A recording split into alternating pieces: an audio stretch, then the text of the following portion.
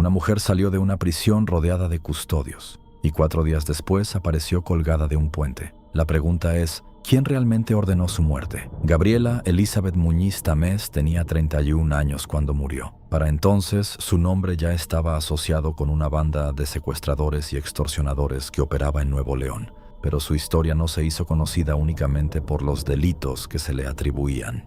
Se volvió conocida por una escena que parecía imposible incluso para el Monterrey de aquellos años. Una mujer que se encontraba bajo custodia del Estado fue sacada del penal de Topo Chico por un grupo armado. Desapareció durante varios días y finalmente fue encontrada muerta, colgada de un puente peatonal en una de las avenidas más transitadas de la ciudad. Y detrás de aquella escena había algo todavía más inquietante. Porque para que Gabriela pudiera terminar en ese puente, alguien tuvo que conseguir sacarla de una prisión. Y eso significaba que la historia comenzaba mucho antes de aquella madrugada de diciembre. En julio de 2009, agentes de la Agencia Estatal de Investigaciones detuvieron a Gabriela Muñiz Tamés junto con varios presuntos integrantes de una banda dedicada al secuestro y la extorsión.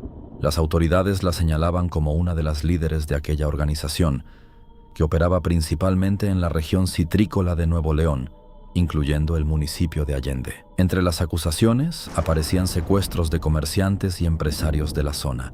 Una de las versiones publicadas en aquellos años describía una mecánica particularmente peligrosa. Gabriela habría utilizado su conocimiento del entorno social de las víctimas para identificar personas con recursos y posteriormente proporcionar información a sus cómplices. Pero aquí es importante separar la acusación de la condena. Las fuentes de la época la describieron como líder o presunta líder de una banda de secuestradores. No existe que confundir esas acusaciones periodísticas con una sentencia definitiva por todos los hechos que se le atribuían. Lo que sí está documentado es que terminó recluida en el penal del Topo Chico. Y ahí comenzó otra etapa de su historia. Topo Chico no era una prisión cualquiera. El penal, inaugurado en 1943, terminaría convirtiéndose con los años en uno de los símbolos de la crisis penitenciaria de Nuevo León. Sobrepoblación, corrupción, violencia y control de grupos criminales fueron algunos de los problemas que posteriormente quedarían documentados. Pero en 2009 y 2010 había algo todavía más importante ocurriendo fuera y dentro de sus muros. La guerra entre organizaciones criminales había convertido Nuevo León en uno de los escenarios más violentos del país. Los Zetas y el Cártel del Golfo mantenían una disputa por el control territorial y económico de la región. Y esa guerra no se quedaba en las calles.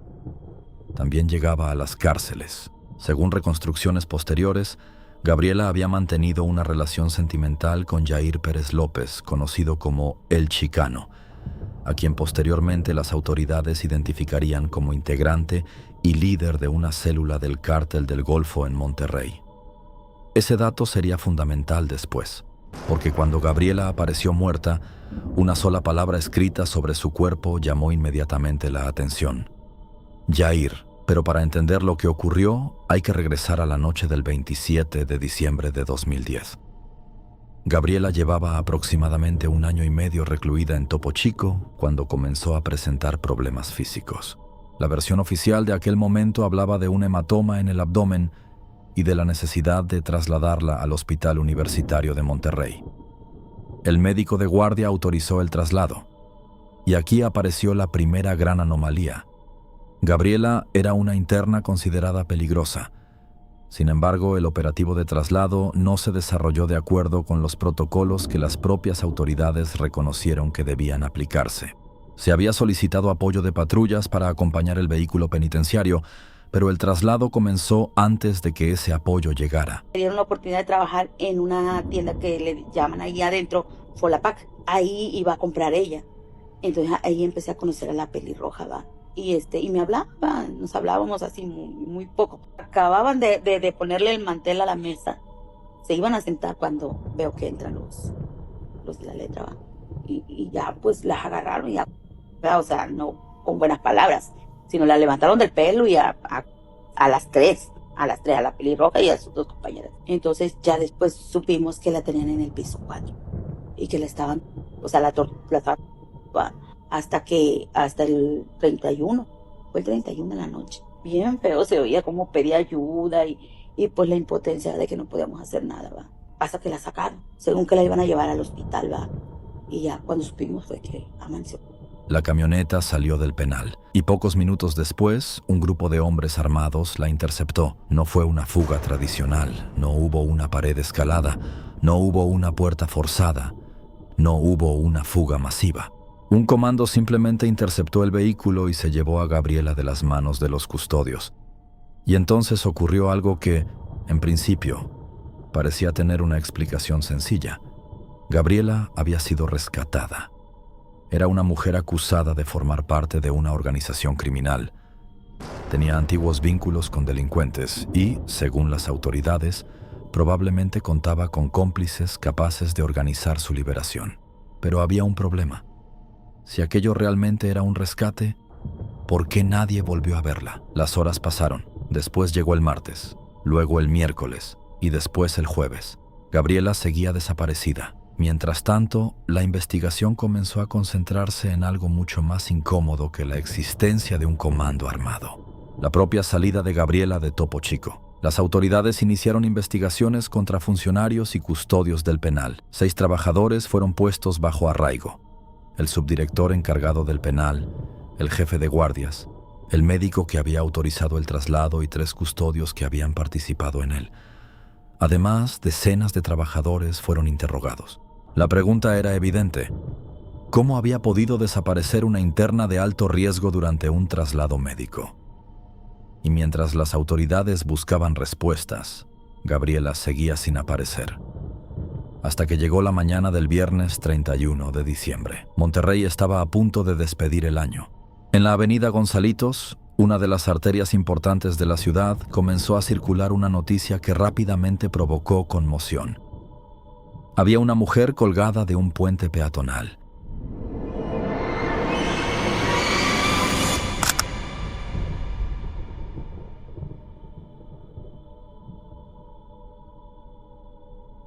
El cuerpo se encontraba en una zona de intenso tránsito. La escena no parecía diseñada para ocultar un crimen, parecía diseñada para ser vista.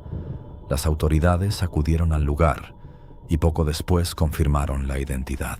Era Gabriela Elizabeth Muñiz Tamés, la pelirroja, la mujer que 4 días antes había sido arrancada de un vehículo penitenciario. Ahora estaba muerta, y había algo más. Sobre su cuerpo aparecía escrito el nombre Yair. La palabra estaba pintada en el pecho y la espalda. Aquello transformó completamente la interpretación del caso. Ya no parecía una fuga, ya no parecía un rescate. Parecía un mensaje. ¿Pero para quién? Las primeras informaciones hablaban de una posible venganza entre grupos criminales. Algunas reconstrucciones posteriores relacionaron directamente la muerte con la disputa entre los Zetas y el Cártel del Golfo. La explicación era brutal, pero relativamente sencilla. Gabriela habría sido pareja de Yair Pérez López, identificado como integrante del Cártel del Golfo, mientras que sus asesinos habrían pertenecido al grupo rival. Sin embargo, incluso esta versión debe manejarse con cuidado, porque una cosa es lo que posteriormente afirmaron distintas fuentes y otra muy diferente es tener una sentencia judicial que establezca quién ordenó exactamente el asesinato. La investigación nunca convirtió esa explicación en una verdad simple y definitiva. Y entonces llegó otro de los detalles más perturbadores: la autopsia.